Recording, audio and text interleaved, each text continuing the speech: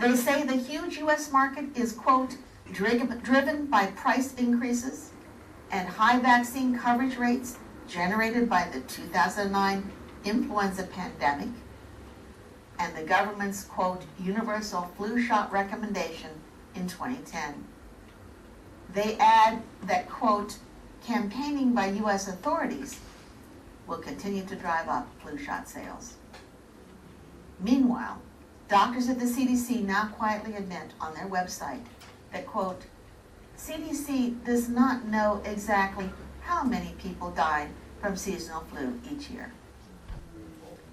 Well, having gotten that cradle-to-the-grave flu shot recommendation firmly in place, they are now backing away from the 36,000 influenza death figure.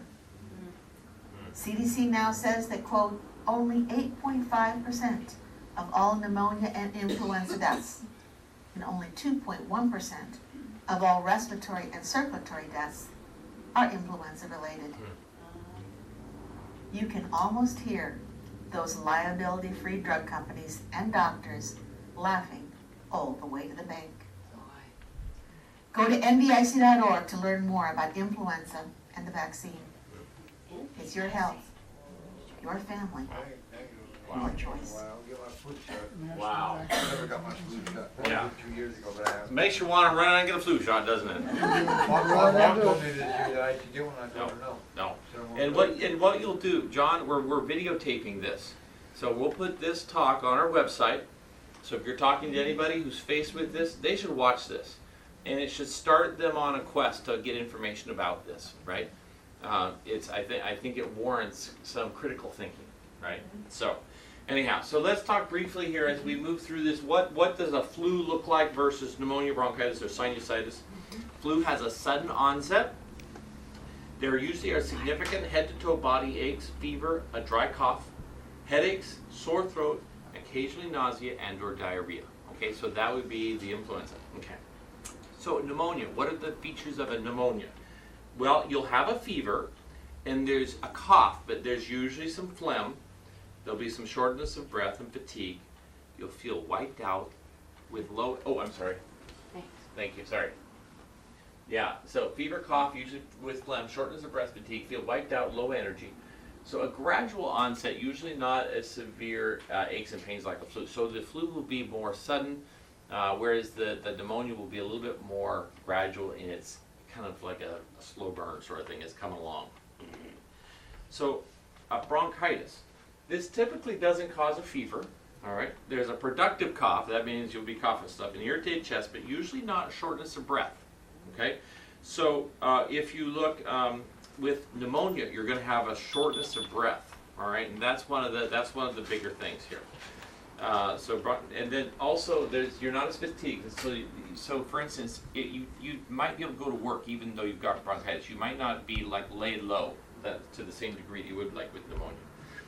And then sinusitis, typically there is no fever, so this would be, and you would feel thick, colorful mucus and a heavy head.